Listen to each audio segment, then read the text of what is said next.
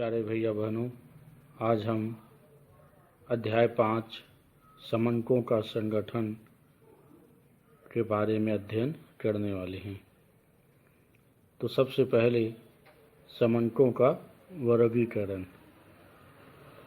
सांख्यिकी एवं अनुसंधान के अंतर्गत संकलित किए गए समंकों को उनकी विशेषता एवं गुणों के अनुसार विभिन्न वर्गों में बांटने की क्रिया को ही समंकों का वर्गीकरण कहा जाता है।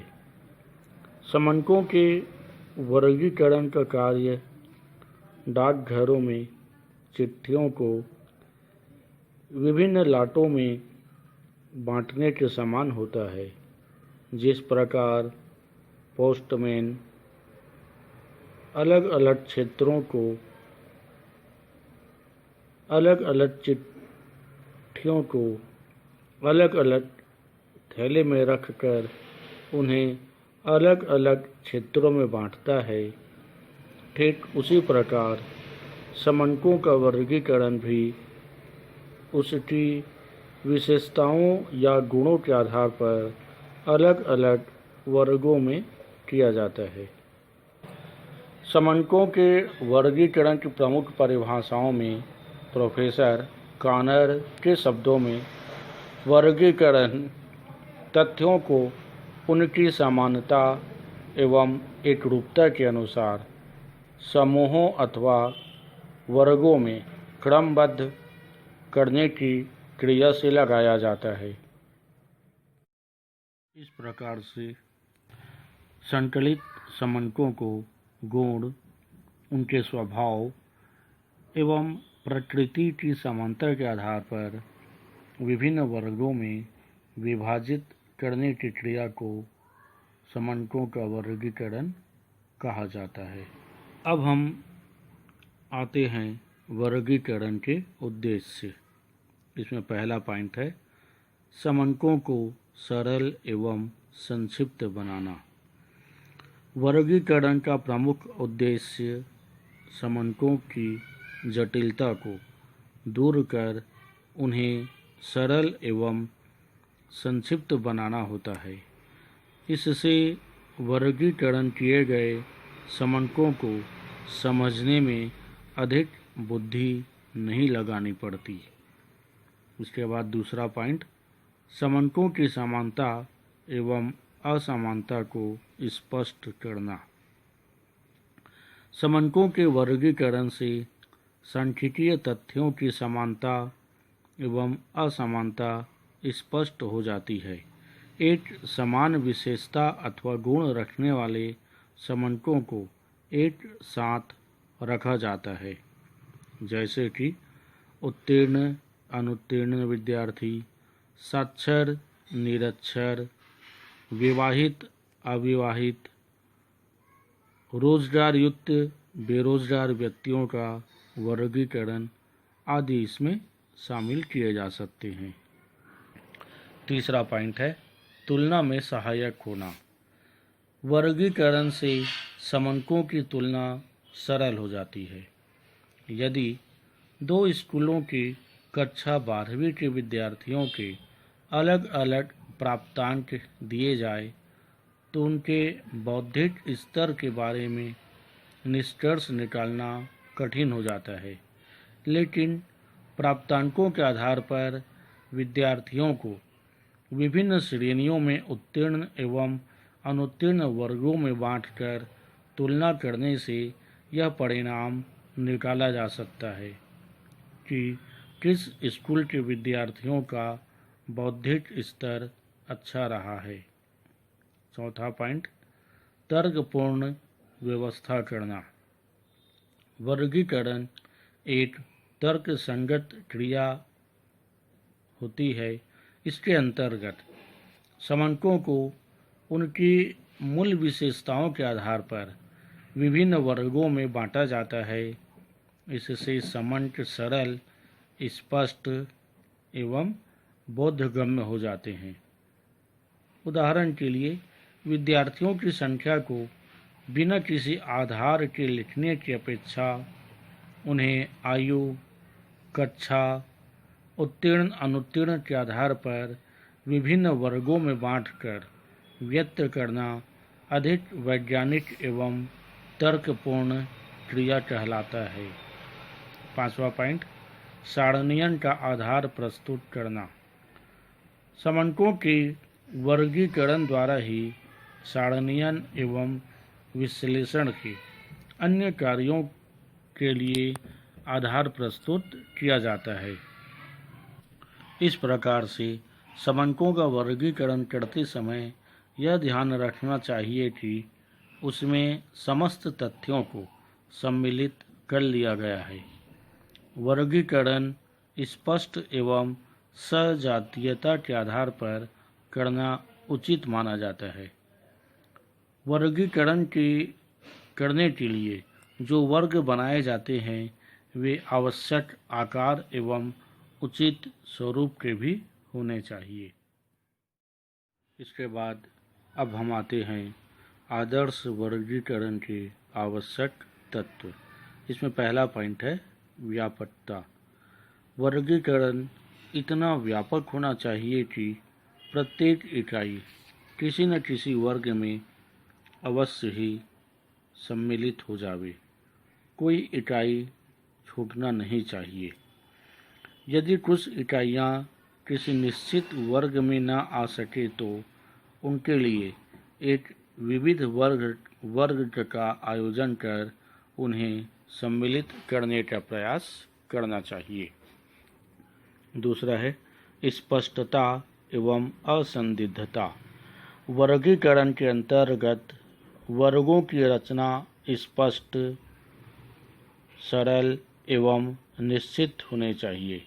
कौन सा पद मूल्य किस वर्ग में रखा जाएगा यह पहले से ही निश्चित हो जाना चाहिए। इस संबंध में किसी प्रकार की अनिश्चितता या दुविधा इसमें नहीं होना चाहिए। इसके बाद है तीसरा पॉइंट स्थायित्व। स्थिरता आदर्श वर्गीकरण का आवश्यक तत्व माना जाता है। इसलिए वर्गीकरण का आधार प्रारंभ से अंत तक स्थिर रहना चाहिए। वर्गीकरण के आधार पर बार बार इसमें परिवर्तन करने से समंकों की तुलना करने एवं निष्कर्ष निकालने में कठिनाइयों का सामना करना पड़ सकता है। चौथा है सजातीयता। प्रत्येक वर्ग की इकाइयों में सजातीयता होनी चाहिए।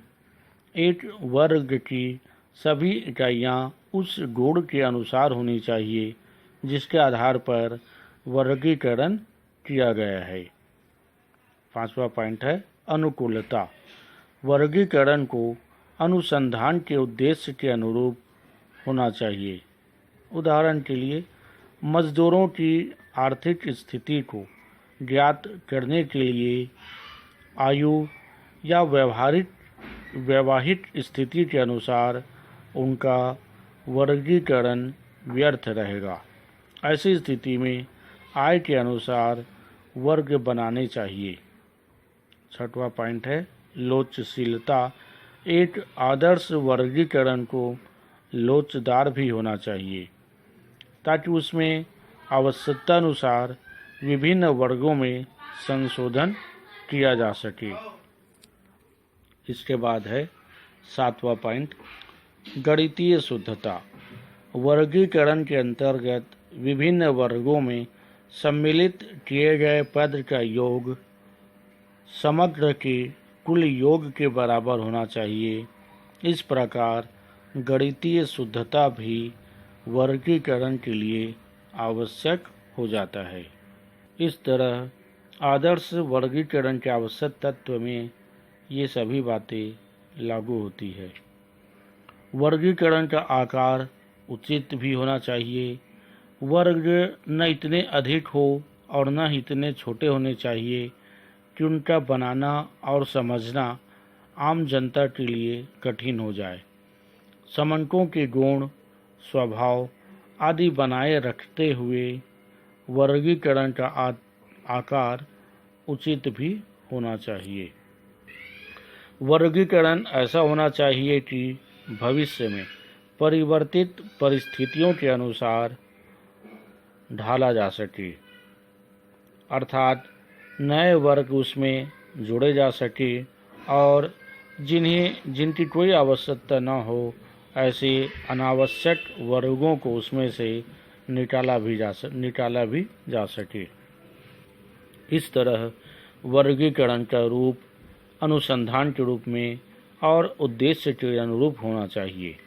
इस उद्देश्य की पूर्ति के लिए वर्गीकरण के आधार, वर्गों के गुण आदि की परिभाषा, वर्गों की संख्या आदि सभी इस बात को ध्यान में रखकर निर्धारित करना चाहिए ताकि वर्गीकरण के अनुसंधान के उद्देश्य की पूर्ति हो सके। इस तरह से एक आदर्श वर्गीकरण की एक विशेषता यह भी है कि उसमें स्थिरता का गुण विद्यमान हो। वर्गीकरण के लिए प्रयोग किए गए विभिन्न आधारों एवं गुणों की परिभाषा स्थायी रखी जावे और जहाँ तक संभव हो सके इसमें कोई भी परिवर्तन न किया जावे, अन्यथा वर्गीकरण सूचनाओं के तुलनात्मक अध्ययन में कठिनाइयों का सामना करना पड़ सकता है। वर्गीकरण से समंकों की तुलना करने में सहायता मिलती है। समंकों को नियमित एवं बोधगम्य बनाया जा सकता है। बोधगम्य से तात्पर्य होता है जिन्हें आसानी से समझ में आ सके या जिन्हें आसानी से समझाया जा सके। प्रायः अनुसंधान के उद्देश्य को लेकर जो आंकड़े एकत्रित किए जाते हैं वे इतने अव्यवस्थित एवं विशाल होते हैं कि उन्हें सरलता से समझना या उनसे कोई निश्चित निष्कर्ष निकालना असंभव कार्य होने लगता है। इसलिए यह जरूरी हो जाता है कि इन आंकड़ों को सरल एवं निश्चित रूप दिया जावे ताकि उन्हें समझने एवं निष्कर्ष निकालने में आसानी हो सके। और इस तरह समंकों के संकलन के बाद अगली प्रक्रिया समंकों का वर्गीकरण एवं सारणीयन होता है। और इस तरह एक आदर्श वर्गीकरण के लिए यह आवश्यक हो जाता है कि उसमें प्रत्येक इकाई किसी न किसी वर्ग में अवश्य ही सम्मिलित हो जावे। इसमें किसी भी इकाइयों का छूटने का डर बना नहीं रहेगा। यदि कुछ इकाइयाँ किसी कारण से निश्चित वर्ग में ना आ सके तो उनके लिए एक विविध वर्ग का आयोजन कर उन इकाइयों को सम्मिलित किया जाना चाहिए।